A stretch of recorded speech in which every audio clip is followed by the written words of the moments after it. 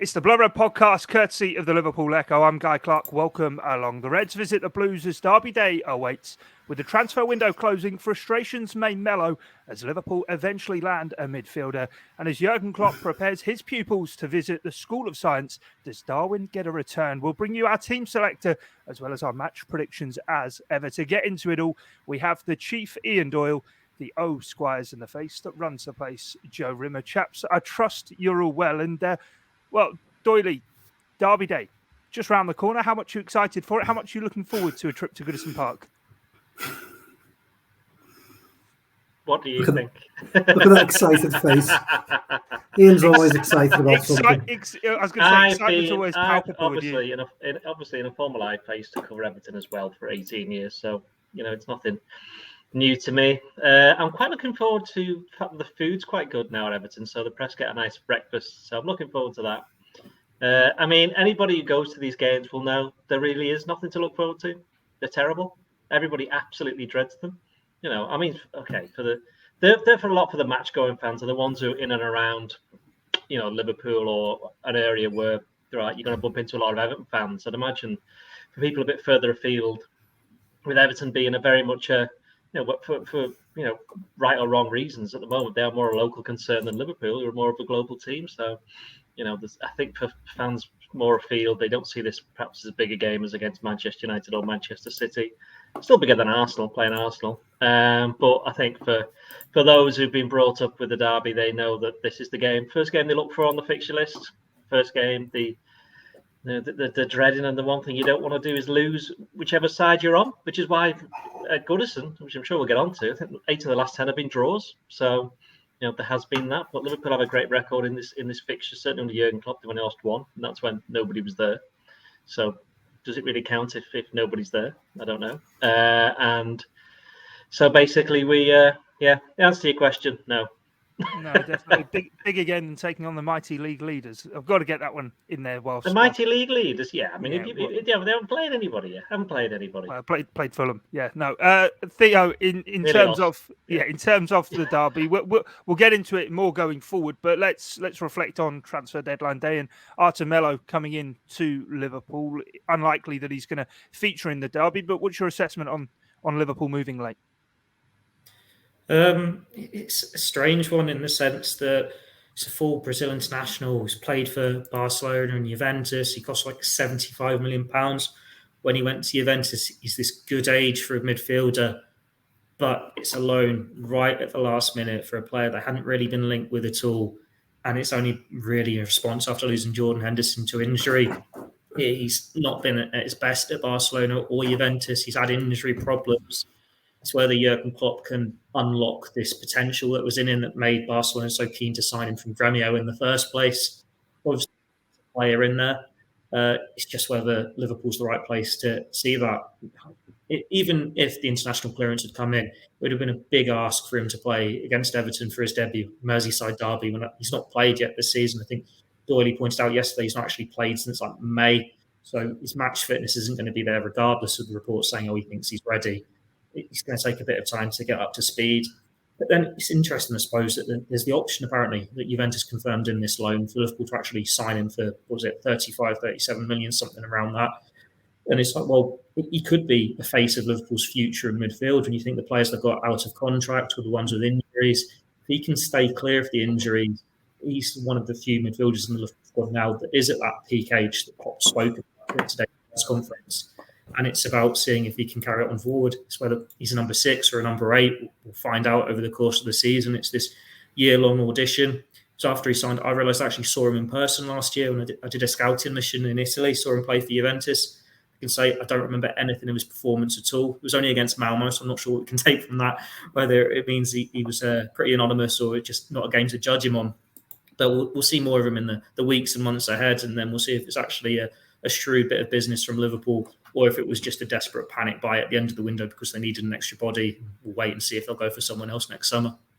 A classic Theo Squires scouting mission, then go to watch a player and didn't even realise he was playing. That just about sums it all up. Joe, in terms of yourself, where are you sitting on kind of this move for a midfielder? I mean, we had Jamie Carragher on the podcast before the transfer window had even opened, and he said Liverpool desperately need a midfield player. Jurgen Klopp referenced it before the Newcastle game, pretty much hinting as heavily as he could that Aurelien Tchouameni was the man they wanted. But then they leave it through the course of the window and eventually come up with a loan for a player who, quite frankly, has got a very poor injury track record. Yeah, I mean, I've made no secret the fact on pods that I've thought they needed a midfielder all summer. I think Klopp he spoke recently about wanting to take more risks, and I think that sort of hinted at they wanted Tchouameni, couldn't get him and decided to wait. I think Klopp probably would have liked them to have taken a risk on somebody else, and they have now taken a very big risk late in the window on a player with a bit of a checkered injury record. I sort of think it's a body, comes with a lot of experience. He knows some of the squad from the Brazil setup. It makes sense in many ways, doesn't it?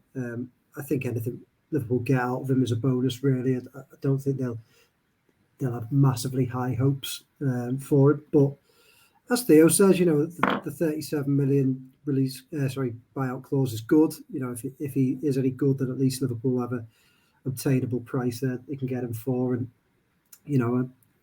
I think that sort of sweetens the deal a little bit. So, yeah, I actually think we praise Liverpool a lot for planning, and rightly so. I think they barely ever go wrong in the transfer market. They've bought good players pretty much almost the entire time Klopp's been in charge. But I think this window has been a bit chaotic, really, in some ways. I think that they really did need a midfielder. I think they've left themselves short. They've now got a squad that, unfortunately, is quite injury prone in that area of the pitch. And I think really they should have seen this coming. I don't think that these injuries are anything new. I think they're quite predictable. And I look at next summer and think whatever happens, there's going to have to be a high turnover of players in midfield. They're going to have to spend quite a bit of money. And it's another year gone, another year older for certain players who, are in their prime. So it's a difficult one, but yeah, I'm slightly disappointed in the way that they've gone about things this summer. And, I'm pleased they've got someone in, but it feels quite late, quite desperate. Yeah, it feels a bit haphazard, really, doesn't it? Doyle, I mean, Jordan Henderson's injury seems to be the one that's pushed Liverpool to act, perhaps, albeit don't have a time scale on that. But when you look at the other midfield options, and Jurgen Klopp was asked about it today in his press conference, you look at the likes of Alex Oxlade-Chamberlain, he will have already been out for, 2 months or getting on to since he pulled up in pre-season. Naby Keita since the Manchester United game, and maybe the feeling from Jurgen Klopp in his press conference today, it didn't sound as though that one's probably going to be a quick fix, to put it one way. Well, I mean, I think it's quite obvious what's happened is that they wanted to sign the lad from Monaco's name I can't pronounce. He's gone to Real Madrid instead. On the basis it wasn't just me who hasn't been able to pronounce it. I've not even tried. I've not even tried, to be honest. No, to be fair, I think I was off when they were getting linked initially, so I managed to miss all of that. So no, they wanted to sign him, and then he obviously decided to go to Real Madrid. Why he'd want to join the most successful team in the world, I don't know. And then Liverpool obviously made the decision. I believe this is just my reading of it, is that they were probably looking to they were certainly looking to sell Oxlade-Chamberlain, and they might have listened to or Keita, but I think once they've just decided to keep hold of the pair of them, and then they both kind of got injured straight away. So it's kind of backfired a little bit. And I think they were quite unhappy, or they didn't really want to, block the path of. They've mentioned Curtis Jones and Harvey Elliott, and then of course Curtis Jones gets injured, and then Jordan Henderson does as well. So I think at the last minute they have decided to do something. They'd rather not, and the fact that they've signed him on loan suggests that it's not something that they are looking at long term. If he's a massive success, they've given themselves the option of buying him, but it's not they're not obliged to do it. And we've seen that Liverpool, when they make these loan moves, have they ever signed anybody on the back of a loan move ever? No, I was going to say the two. I'm just talking ever. The one that they should have done was an Elka, yeah. Well, I'm going to say the one they should have done was an Elka, and then we know what happened there. So perhaps there was an example. I'm sure there must have been one somewhere along the line, but I can't really. You're just making them sound so depressing. You think, what, Nuri Sahin, Manquillo, Clarke, Kabak. Well, don't forget, Victor though, Moses. that was well, Victor Moses, yeah, cost them the league, yeah, against Manchester City. Don't get me started on that one. So yeah, there is that kind of sense. Was it a bit haphazard? Well, anybody who signs anyone on deadline day, nearly everybody did. You know what I mean? Like you know, United signed. Who did they sign? Anthony for about £200 million. Yeah, they got that through Deadline the day last record minute. signing, yeah. Well, exactly, yeah. So there's one. I mean, did City sign anyone? I can't remember. He did, Yeah. didn't he? On deadline, Kanji. Exactly. Yeah. So, Kanji, yeah, exactly. So nearly everybody got somebody. So I'm not entirely sure Liverpool's was haphazard. Liverpool's was more, oh, look what's happened. We'll have to do something, and we've still got an opportunity to do it. I'm pretty sure if Henderson had got injured the week before, they would have signed somebody then. You know what I mean? I just think it's one word. They've looked at the numbers and gone, right, we literally do have to do something now. I know the fact that they haven't signed him on a permanent deal suggests that they bought themselves a bit of time to have a look at him. I mean, it's not somebody who's on any of our radars, was it? I've seen him play against Liverpool. I can't remember anything about him. And a quick look, and you're right about his injury problems. He's had 15 separate injuries since he's come to Europe 4 years ago, and he's not been a regular at Barcelona or Juventus. But then Liverpool's argument would probably be they don't expect him to be a regular here. He's more of a defensive midfielder than anything. Fabinho's now the only one they've got. Milner could possibly do the job, but he's definitely more a final half-hour kind of player now, and he's actually very good at it, which he was in midweek. Busily, that was at right back. And then who's after that? You got Bajketic, who's a youngster who's played 20 minutes of first-team football ever. So you can't expose him to that. So see why Liverpool have done it. I haven't really got any qualms with it. There's no real, as we mentioned before, no great expectation on Melo Yellow. I'm surprised that Guy didn't call him that in his intro before. I don't think we didn't notice that you made mention of him, Guy. Tut. So yeah, I mean, it's funny, isn't it? Because we've seen so many supporters on social media. Well, I've seen them messaging me, just basically sign a midfielder. And then they got one in, and they're like, "But not that one." Yeah. I did feel. Hold on a minute. What do you want? Yeah, I did kind of feel that vibe. But yeah, Theo, the great thing is that it's over, and we don't have to talk about it until September the 3rd. Yeah, you say. I was going to say. Yeah, you say it's over talking about transfers. The final one I'm going to throw to you, Theo, is you've written a piece around kind of registration rules for the Champions League and actually how Liverpool are going to have to configure it. Someone may well have to miss out, but a key part to it all is how few homegrown players maybe there is within that Liverpool squad. Which my question to you is, if Alex Oxlade-Chamberlain's going to move on, does it not just heighten the need even more that a certain Jude Bellingham is top of that list for a permanent midfield body next summer? Yes and no. But it looks on paper short term that there is an issue there. But at the same time, they've got Curtis Jones, who's on list B at the moment. They've got Harvey Elliott, who's on list B at the moment. The only reason they need to register Fabio Carvalho and Calvin Ramsey is because they've only just joined the club.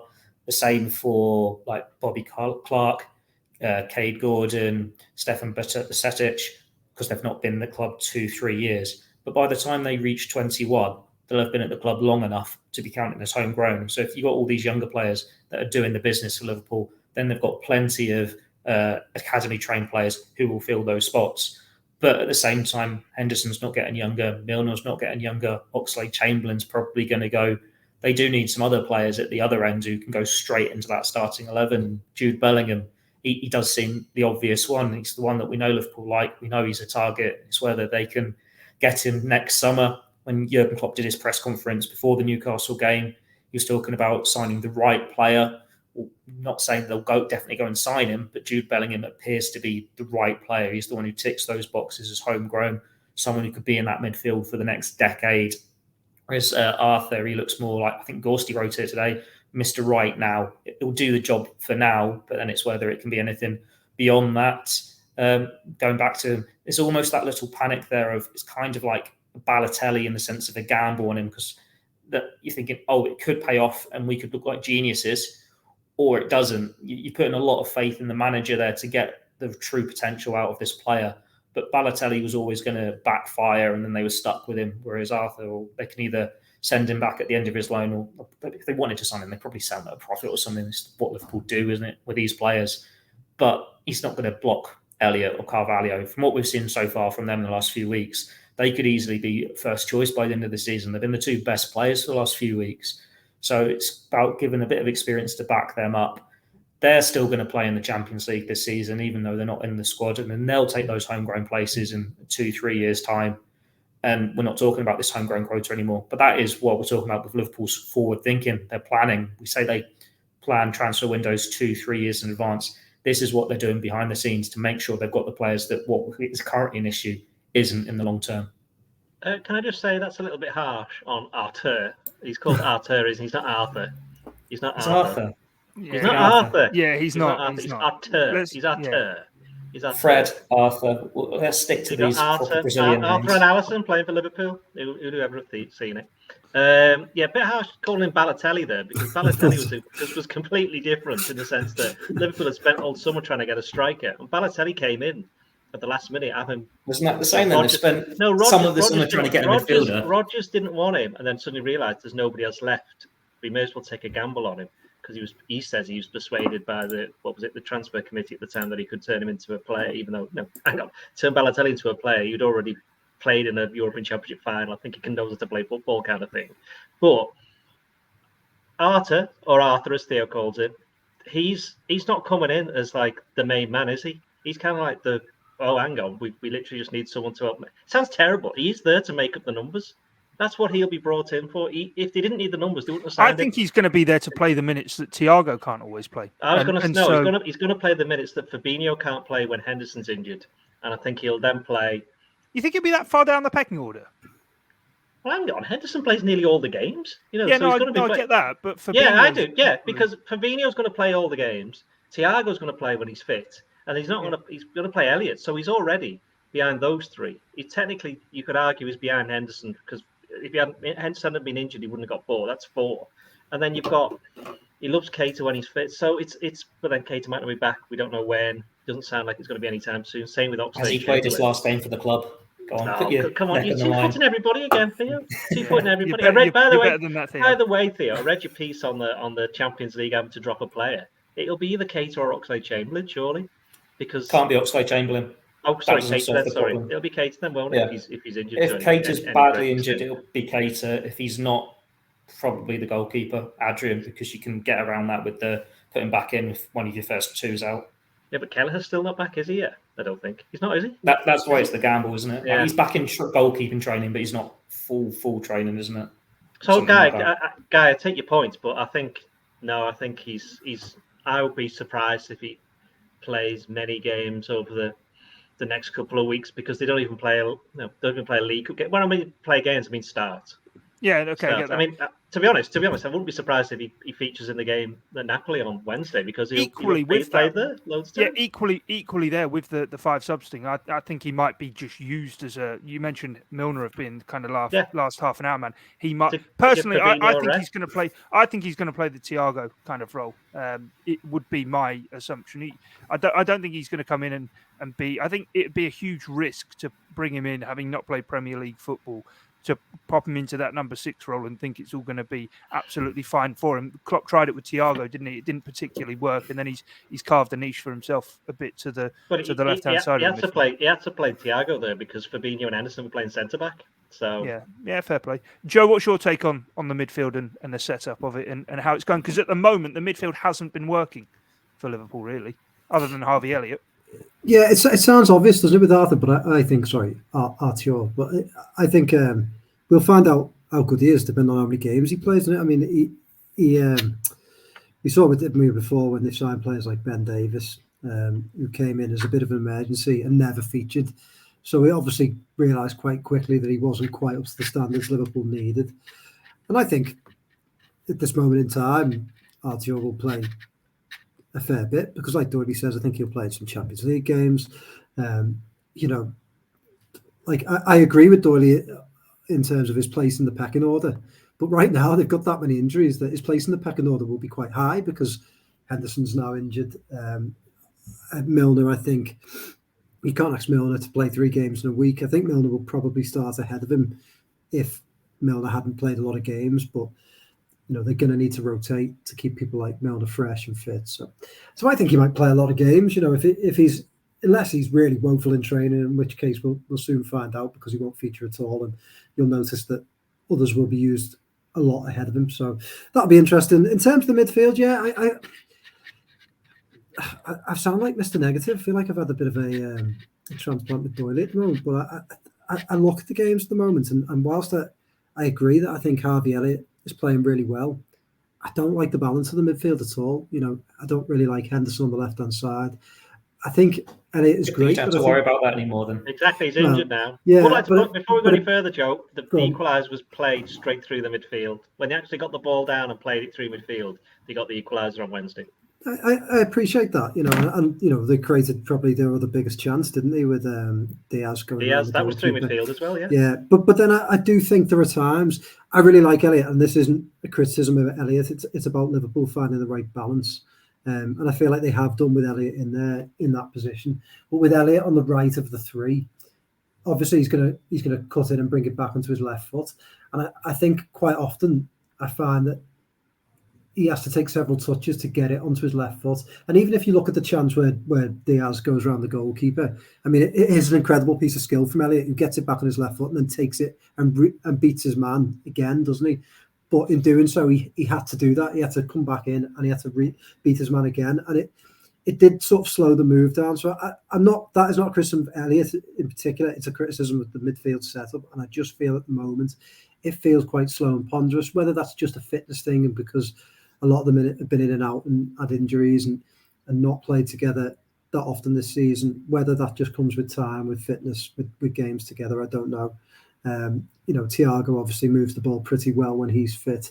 I'd argue Keita does the same when he's fit, but there's been so much disruption there. It's hard to get a real grasp on it, but I've not really found it looks that effective this season. There's just something about the balance of Liverpool that doesn't seem quite right. I thought the Newcastle win was good in the way that it happened, and Doyle, you wrote a piece about it, your talking point yesterday, which I thought was good in the sense that it said that win will mean more than the 9-0 because of the nature of it, and quite often that can give you a real boost that you need. But I did think to an extent that win papered over some cracks that we're still seeing, that Liverpool aren't really flowing like they have in the past. And don't get me wrong, this team has shown in the last few years that it can win games different ways. That they're not the free-flowing Klopp team of 2017-18. They are, at times workhorses. They do sometimes muddle through, but I feel like they're muddling through more often than not at the moment. And I'm not. Something feels off, and whether that just takes a bit of time to click into gear, I don't know. But I'm really interested in the derby because the way Everton play, I think, will be a real test of Liverpool's mettle tomorrow, and I think it's going to be a very, very close game. I think it's going to be a real slog. So it's going to be fascinating. It won't be entertaining. I don't think at all. Before we move on to the derby and talk more about that, Theo, is the issue as much midfield, Joe, they're talking about the balance of it offensively in possession and on the ball. Is as much of it not defensively as well, in how the high line of Liverpool's backline keeps getting caught from opposition, certainly getting the first goal, other than obviously in the Bournemouth game. And to me, a lot of that seems as though there's time on the ball for the opposition midfield to play it through and expose Liverpool's defensive line, rather than, as we've been used to for so long under Jurgen Klopp, a really functional midfield. Well, the team as a whole hasn't really been gelling this season so far for, I suppose, a number of reasons. Part of it is losing players to injury. You think, well, they're going to be in the starting 11. Then you lose them and you have to change the plan again. Like the midfield, it just hasn't clicked. Like Henderson, when he was playing, when he was fit, he wasn't at his best. And pretty quickly, you're relying on James Milner to be a starting midfielder again. Now, Thiago's supposed to dictate the play, but lost him on the opening day, not had a chance to see Keita. All of a sudden, you turn into Harvey Elliott again. I'm generating. I'm not sure what that is. Can you hear that in the background there? This will be in the meeting room here. You might have to move on if that's going to go off again. No, that's fine. That was really funny. That was great there. That was great. Little interlude there. Going back to the game on Wednesday, I think if you're Newcastle, I mean, to be fair, I thought Liverpool played really well second half. I think to go, from being 1-0 down against the Newcastle team, which everyone was saying like, they're missing a few players, which they were. I think it was 3, wasn't it? Was it 2? I can't remember which. Yeah, but it was some of their bigger names, I suppose, But wasn't then it? they just signed one and he played and he Yeah. scored. Yeah. And they Yeah, were but good as well. regardless of the point and of they the were just second like, half being good, it's conceding again, though, isn't it? yeah, but don't forget that Newcastle, they're meant to be one of the. Look at it from Newcastle's point of view, they go No, I 1-0 get that, ahead. and they played really well Yeah. against Man City, but it's And didn't it's win that more than either. just it's more than just a coincidence, isn't it? It's a theme trend, now. isn't it? That's Yeah. it's setting in, and regardless of who Liverpool play, even when they play City at home, even when they play Chelsea, they don't typically concede first in so many Well, games. what the other thing you got to bear in mind is that the guy who scores the first goal most times is Jota, and he's been out. And then the other guy who scores the first goal the most times, Salah, and he's nowhere near the goal. I thought you were going to say Sadio Mane, who's in No, Munich. not Sadio. He's gone. Yeah, I know. Yeah, So you could have done with Wijnaldum. He's gone. He's been gone for ages. So we just can't go on about these players. You can deal with what you've got. So, as Theo said, they've just got so many injuries in midfield. What do you expect? I mean, there is the sense that a lot of the other teams have improved, whereas Liverpool have regressed. And they have, because a lot of Liverpool's better players towards the end of last season, aren't there?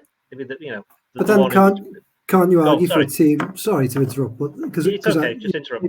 But can't you argue for a team and a club that does so well at planning and plans 3 windows? It's the sort of they like to have that they plan 3 windows in advance or whatever it is. The forward injuries I can accept. You don't expect your new signing to headbutt someone. Jota gets a severe injuries, and you look at the bench tomorrow. If Jota's back, Nunes is fit.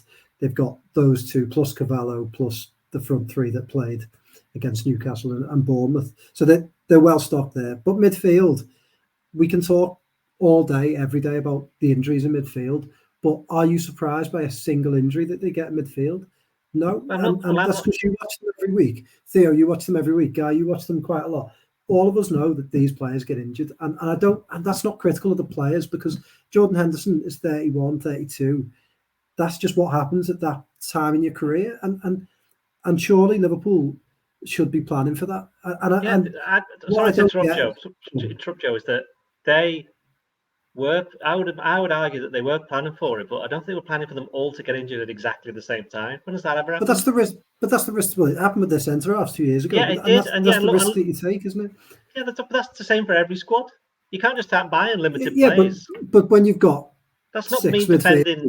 That's not me defending FSG or whatever, have you? Don't forget. When you've got 6 players that are injury prone, that can happen. Last season they were really lucky with Henderson, weren't they? Henderson played like 50 odd games. That wasn't going to happen again. Rather than look at a player and go, "Oh, actually, is he going to stay fitter for longer?" You equally know what's coming down the track with a player like Henderson. Then the other argument to that, though, is that Harvey Elliott's quite clearly going to play most of the games this season the way he's playing. He hardly played a game last season, so they've negated each other. It's to do with the position that they play in. Thiago's not going to play all the games, you know that. But normally his replacement's Keita. He's injured, and sometimes his replaced as Curtis Jones. He's been injured, so it's like. And then if you want to throw someone else into the mix, somebody who can provide a bit of thrust from midfield, Oxlade-Chamberlain, he's injured. So it's all kind of the same kind of defender, midfielder. It's like, I think last season, season before, when you talk about the centre backs, Trent was out for a while as well, which people forget. He did his calf at Man City. That's why Nico Williams was playing quite a few games, and I think. The other thing with the defenders was they left themselves short by only going. They left themselves short. They thought Fabinho could slot in, and then I think somebody else got in. I can't even remember. I've tried to wipe that entire time from my mind. Yeah, no, let's not bring that up. It works both ways, doesn't it? Because there's some of these players, like Elliott, he had one bad injury, but he doesn't have a bad injury record. Oxlade-Chamberlain had injuries at Arsenal. Thiago had injuries at Bayern Munich. Keita didn't actually ever get them really with Leipzig. He played a lot of football, and then it's just Liverpool, he breaks down all the time. I think, Firmino stayed clear of injury for the majority. Salah, Mane as well, they were the same. Liverpool like looking for these players that don't have these injury records, and then they've signed a couple. But then when you've got Keita breaking down, like the centre-backs, Konate wouldn't have been predicted that injury on the eve of the season, whereas Matip's going to break down. Joe Gomez is prone to the odd injury. It's just luck, isn't it? Whether you got players staying fit or injured. And with Liverpool, it's a case of when it rains, it pours. They got lucky last year, and Matip didn't get bad injuries. Henderson, Keita, they stayed fit for the majority. Were all fine at the same time. They nearly won 4 trophies. This year, all of them get injured, And we're back to this sort of debate as we were 2 years ago with the centre-back. I think why have Liverpool got so many injury-prone players? It just seems to be the case for them. We look at other squads and they don't have it happening all at once. But then I saw Chelsea, they're moaning about their midfield, saying they're all injured at the same time. Like Kante's out at the moment. They've had to sign, was it Zakaria yesterday? Clubs have had to have these issues. It's just they're up against Man City, who seem immune to it, because when they do have someone who's injured, they've just got a world-class player who comes in and takes the place. Every club has a position or two that they just don't want anyone to get injured in. And for Liverpool at the moment, that would be defensive midfield and right back. Okay, that's at the moment. I think most other positions they can kind of just like cover. Even on the right wing, Jota can come back and play there. You could ask Carvalho. You could even ask Diaz to swap over there, or they could just play a slightly different. But Elliott as well, yeah. So they can find a way, but they're the two positions. And the problem with Henderson goes back to what I said about Arthur as Theo calls him. He's come in because he's a defensive midfielder. And I know, Guy, what you're saying, he might end up playing a Thiago role because he can pass it. But I think if he's going to be getting minutes, I agree with Joe, is that it'll be when he's coming on or swapping around with Fabinho. It's funny though, because I think there's been a lot of focus on Liverpool's midfield, and Klopp sort of always alludes to this in his press conferences. It's like, what type of midfielder do they need? They need a goal scoring midfielder, and I've never agreed with that. I've never thought Liverpool at their best under Klopp don't get many goals from midfield because that's the way the team functions. That the midfield is almost the base for the fullbacks to attack, the front three to sort of rampage, and that's why, like, you're right about Elliott. They expect him to play a lot of games this year, but I never really saw him as the issue. He's like a luxury. He's a bonus. It's Henderson, Fabinho, Thiago. They're three players, and Fabinho more so nowadays, that pick up injuries. And I kind of think if you haven't got a good basis of controlling players, the Liverpool team breaks down a little bit, and I think that's what we're seeing, and that's why I don't really understand. I get that they wanted the player whose name we cannot say. Too many. Sounds like some sort of Flat Macbeth. Yeah. But he must not be named. I mean, it's funny, isn't it? There, aren't we? There, yeah. We keep talking about Bellingham, but I mean, that's a gamble, isn't it, from Liverpool? Because what if you get through to next summer and Real Madrid come along? There's always that threat, isn't it? I mean, and go, we want Bellingham. What if Man City do it? But what I would say to that, Joe, is that I don't even necessarily think it's the player. That they'd obviously quite want him. They'd have the money. So it could be, Bellingham's gone somewhere else. We've got loads of money which we can then spend on one of our other targets. But then they might fit what we need. But they were clearly happy to pay the money, weren't they, this summer for the that shall not be named. Chouameni, yeah. He would have cost, what did he cost Real Madrid? 100 odd million? 85 was 85. So it's just interesting. I just think that they have left themselves short midfield, and I felt that last year. I said it at Christmas last year when they fell away a bit in the league and they gave themselves a lot to do. And there's two ways you can look at that. They came very close to winning it, very unlucky by the end by a point. But also, do they leave themselves short at times? Klopp's alluded to himself. If they took more gambles, would they have a few more trophies to show for it? I don't know. Maybe that's a really, really harsh way of looking at this. I think we're on for a bumper pod here because we're 33 minutes through and we've still not even really properly addressed the derby or picked our team. That's because we don't want to talk about the derby. No one's looking forward to it. The final thing I'll just say on the midfield, actually, and Doyle, as you were talking there about all the injuries Chelsea have, Arsenal have injuries in midfield as well, so too do Liverpool. So many of these players as well around the league are picking up muscle injuries in a season in which the campaign's been squeezed in and rushed into a start where we've got so many games. Who knows? Maybe we're playing too much football, but that's maybe one for another day. Doyle, I'm throwing over to you. The derby, Everton. What are we expecting from them? They've obviously had a bit of a late trolley dash themselves and brought in a few players later into the window. They've kept Anthony Gordon as well, though. But what do you expect from Frank Lampard's side? Well, I watched the game. Well, I watched about an hour of the game against Leeds in midweek, and they changed it, hadn't they? Because they've been playing 5 at the back and 4 in midfield. So they changed it to 4 in midfield. 4 at the back and 5 in midfield. I think we know exactly what's going to happen. The reason that they avoided relegation last year is because Lampard just went, all right, we can't get beaten. We've got to stop conceding goals. And they just put everybody behind the ball. They haven't got a striker as such, have they? Because, they got Rondon there, but, Got Maupay now as well, haven't they? Oh, yeah, I forgot about it. But then, But then Brighton, the Premier League bosses. This was such a weird. That was a weird signing, right? Basically, I liken him to Paul Dickov. He's a bit of a pest, so I think he'll do quite well at Everton actually. And I think he'll do well if he plays alongside Calvert-Lewin. But obviously, that's not going to be happening anytime soon for Everton. But he was a striker that Brighton were for a long time looking for a striker to help them out. And then they had one there. They put him on the bench, then sold him. And look where they are now this season. They're doing quite well, obviously. I mean, it's very early days, But going back to Everton, they haven't really got an available striker as such, not the target man that they'd quite like, especially if you've got wide players like Gordon and Gray and Townsend injured, isn't he? And I've missed somebody else out. McNeil. Who, sorry? Oh, McNeil. Yeah, McNeil. We demand McNeil, him. And... yeah, I think it's going to be as Joe said before. It's going to be a massive slog. Everton will make it really tough. Conor Cody, good signing for them. Don't understand why he left Wolves. Although the suggestion was because he loves to play in a 3, and then move to a 4. And then Everton on Tuesday played in a 4. And he played quite Liverpool well. have had a few issues against back 3s though as well. Though, but I think did Bournemouth play with a back 3, Theo? Started with a 4, didn't they? Then they went to a 3, and it had all kind of fallen apart by that point. Well, then most teams do. It's 5 in defence. It's going to be harder than playing against 4, especially if you're playing at home. The difference for Liverpool is they're going to be playing away. They can expect to get a lot of the possession. We know what to expect. Anthony Gordon, Everton will look to hit him. He'll look to stay on his feet every now and again, and then he might actually cause a bit of an issue, which he's a good player if he actually stops falling over, but then, he's not the only footballer in the Premier League who's guilty of that. So I do think it's going to be a slog. It's just going to... I'm wondering how long the ball's going to be in play for. Grim game. What, sorry? I'm wondering how long the ball's going to be in play. I don't actually think it's going to be that much of an issue. I don't think. No. Frank Lampard said in his press conference that way too much has been made of it of their visit to Leeds. And actually, wasn't the ball in play more than any other game in Leeds season so far? Yeah, exactly. Yeah. I mean, the thing though is that Everton are.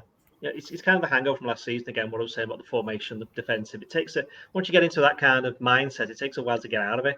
So while Everton have got no chance of ever getting relegated, ever in the history, I think that this season for them, if they finish about 12th or 13th, and unfortunately for them, the way things have gone at the moment with the transfers that they've made, that might just be it. Because who have they got? Idrissa Gueye's coming. Will he start?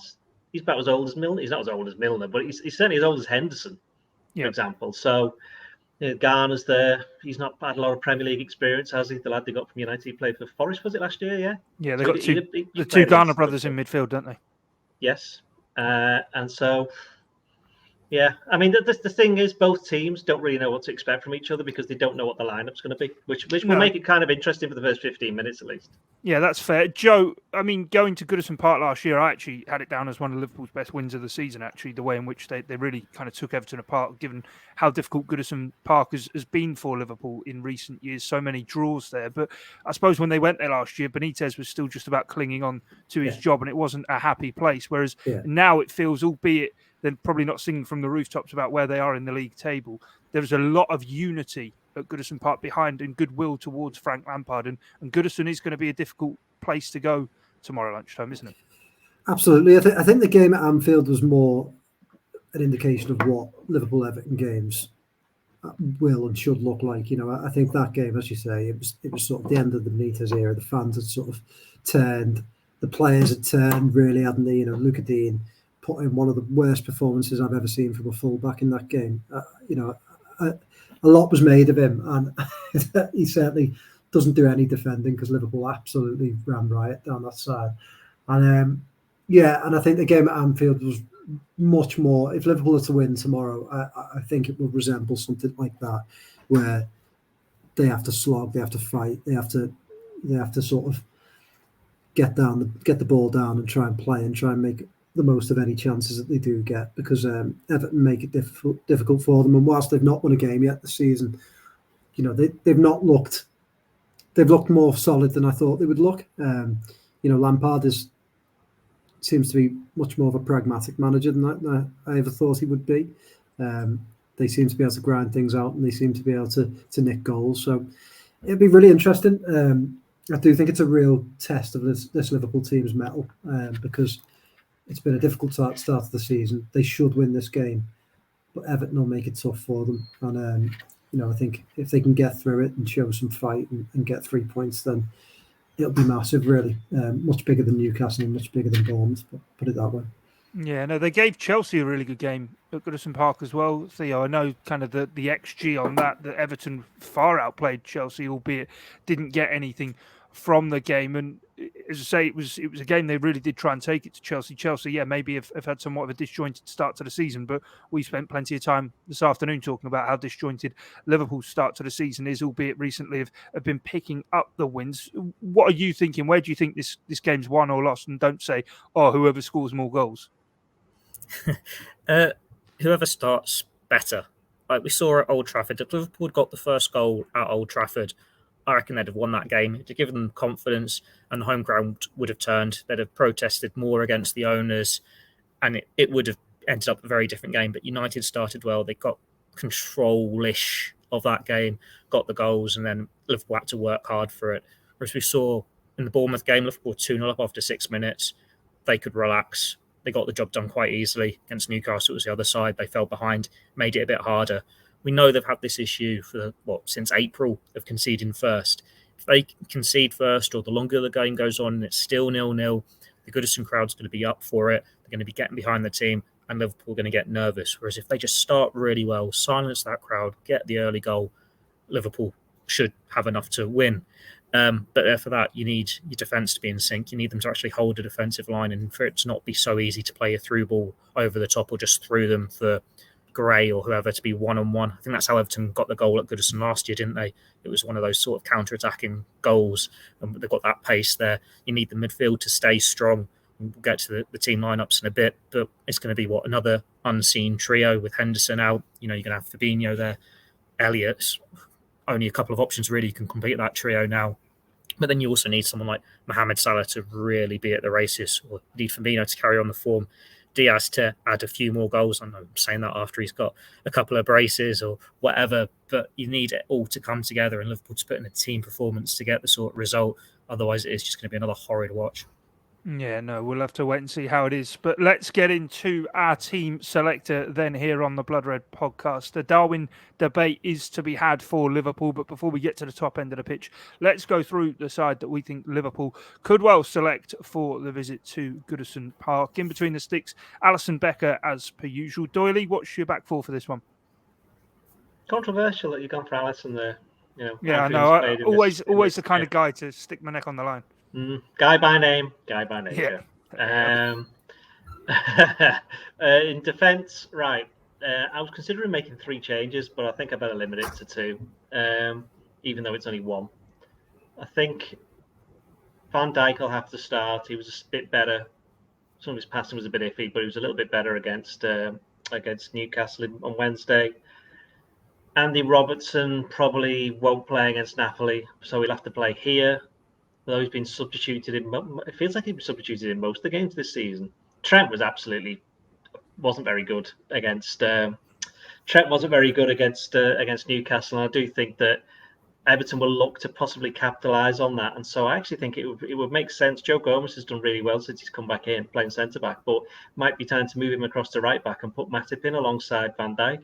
Now I know Gomez might feel a bit about that because he's been getting a good partnership with Van Dijk, but I do think this might be a game where it is the kind of defensive sensibilities will help, and especially when you consider what's going to be happening with the midfield. Yeah, Robertson has been subbed in all the games, bar the game with Fulham on the opening day of the season. Interesting, you've gone there with Gomez. Joe, do you go along with that? No. That was a long way. That was a long way. Yeah. To be fair, I see the logic, and I do think they need to be solid at the back. I just think with Trent, I see what you mean, but when it clicks for Trent, he's still one of Liverpool's best weapons, and I don't really like. It's like Salah, isn't it? I'll come to Salah in a minute. I think has been playing well, but when Salah doesn't play well, he can look pretty poor. But you don't want to take him out of the team because he can just bang a couple in, and Trent's the same with his deliveries. I think if you take him out, you lose a big threat. So it's risk versus reward, isn't it, with Trent? And I always think the risk is worth it. But yeah, I mean, at the back, I was sort of toying with Matip, but you just look at the nature of Everton's forwards with Gray and Gordon, and I think I'd lean towards Gomez on this occasion. I think if Dominic Calvert-Lewin had been fit, I'd probably lean towards Matic, but Gomez for me. So no change. Yeah, Theo, what are you saying? Unchanged back four for me. Okay, what about the midfield then? I mean, you can talk about it, but you say it's unchanged, so fair enough. It's unchanged. You don't care. Don't care. Fabinho, Elliott, and then it's going to have to be James Milner, captain, in the place of Jordan Henderson. Like Joe said earlier, I don't like Henderson on that left-hand side, but it's not an issue now, whereas Milner can do that role quite well. So it hopefully means there's going to be a bit more balance with Elliott on the right. Sort of game Milner normally does well in. It's like, well, the only other option is really Carvalho, isn't it? There's not really anyone else available if Arthur's international clearance hasn't come through yet. No, it'd be very risky to play Carvalho and Harvey Elliott maybe together in that midfield away at Goodison Park. But if there's one man who would do it, it's Ian Doyle. Doyley, what's your midfield? Not Carvalho. However, it's not James Milner either, because it's Curtis Jones playing on the left of the three, because he's actually left-footed, and he's been, we haven't seen him all season. He's right-footed. Not left-footed. Sorry, but he has been playing on the left. That's where he plays. He played on the left. Right. No, he can kick the ball with his left foot. With Jones, he can kick the ball with the left foot. Yeah, he can. Yeah, he can. Yeah. But if he was close enough to play and start, wouldn't he have had come on against Newcastle? I did sort of feel that they'd rushed him back to get him in the squad, and they're going to do the same with Jota because they don't have many other options. They're not really going to throw him in properly. This is my team, Theo. Do you mind? Right. He's got history against Everton as well. He's 2-footed. Where is he? He's there. He's 2-footing my teams now. Honestly, pack it in. Let me finish. So Curtis Jones on the left because he's right-footed, obviously, and Fabinho and Harvey Elliott. Now that's on the basis of this 5 subs thing, and it completely changes, the starting lineup thing that we do, because by the end of the game, it's a completely different team. Milner's definitely going to come on at some point. Yeah, we'd never predicted the subs. Exactly. Yeah, imagine that. You predict the end, team at the end. Yeah. But no, I think Milner's got a part to play, and I do think that it might be better served with him coming on after an hour, because you're not going to get more than an hour after Curtis Jones. Bit of a risk having 2 youngsters in the midfield, but if Everton are going to play Gay or whoever it is that's going to be playing in there, I do think there's a chance for Liverpool to run around a lot. Just let Fabinho stay back then, and then the other 2 can run around a lot. And I think that might help in a way, because you can't complain. People have been complaining, like Joe, not complaining, but he made the comment that midfield's a bit old. Well, then put some of the younger ones in to see what happens. Yeah, okay. Joe, who are you agreeing with? He's tempting me. Doyley's tempting me with his seductive argument for seductive Ian Doyle with his argument for. It's been a while since I've been called. Yeah, I mean, the thing about Jones that sticks in my head is that he just hasn't played footy this year, this season. So if he played a couple of games. Local lad, Joe. He's playing the Community Shield, isn't he? Get him in there. Yeah, I'm going to throw in Curtis Jones in there. I'll throw Curtis Jones in there. Yeah. Same midfield as Doyley then, Fabinho. Yeah, Elliott. I'm gonna agree. Yeah. Okay, what about your forward line, Joe? You can lead us on that.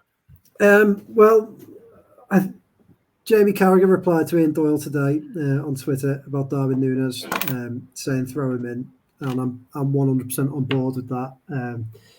Harsh on Firmino, who I think obviously scored some good goals, and I thought he took his goal ever so well on Wednesday night.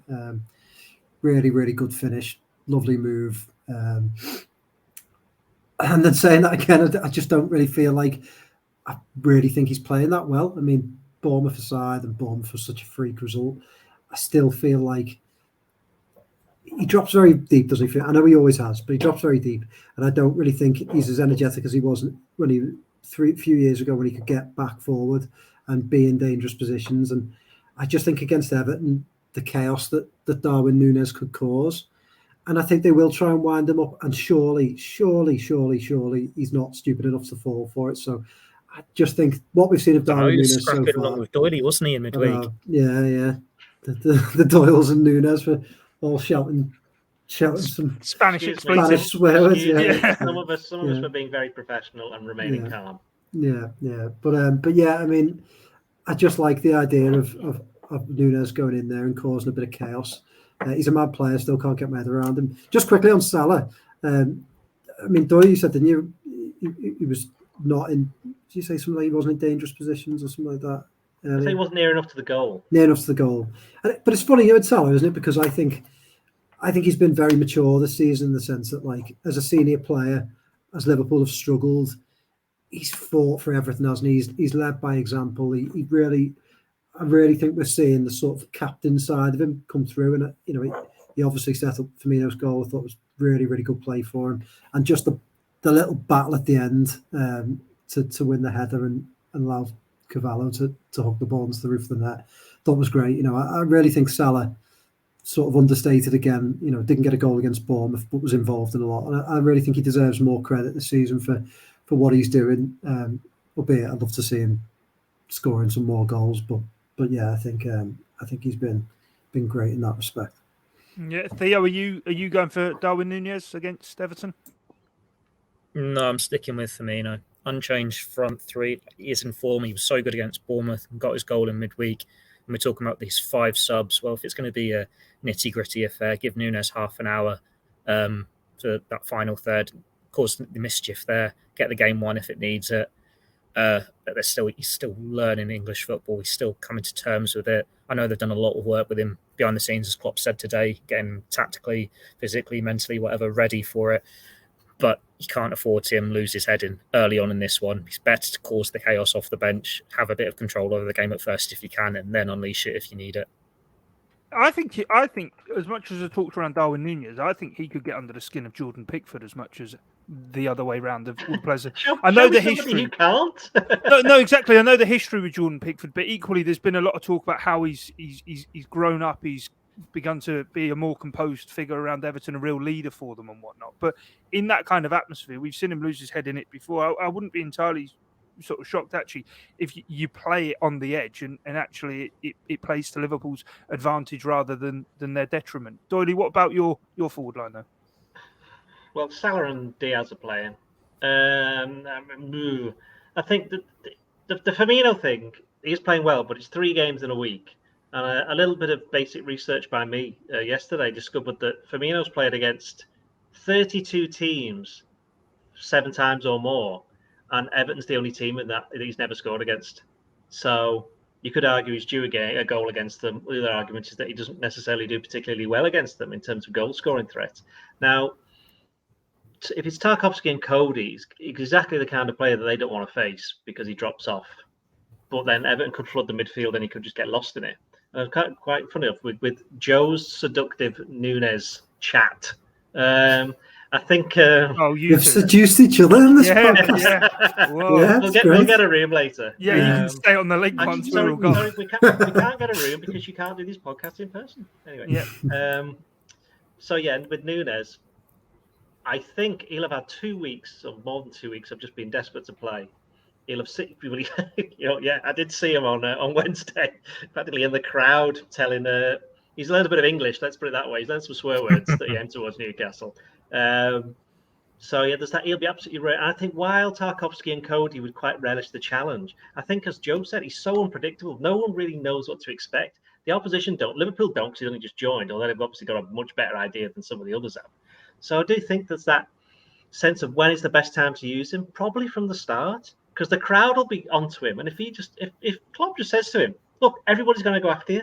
Literally, just ignore them, and they'll just keep on going at you, and then the rest of the players can get around and do their thing, and then they'll just get bored with you. Then you can do yours." So he kind of hinted at it, saying if there's a player who's using his physical strength or chatting away at you, he's obviously not paying 100% attention to his own game. So make more use of that. I'm pretty sure he said that directly after the sending off.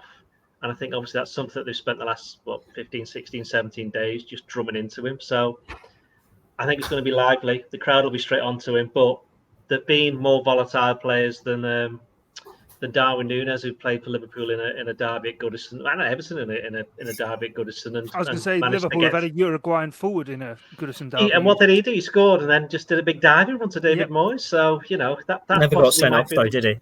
that might be the way to do it. So I'd rather hope that Nunes Darwin score, scores then goes up and headbutt. headbutts right Lampard. Yeah, brilliant. Don't do that, please. Yeah, Although if especially you are given the touchline antics between exactly. Lampard and Klopp down the years. If he is going to do it, don't do it at the last Wow. minute, which means I'd have to rewrite all my stuff.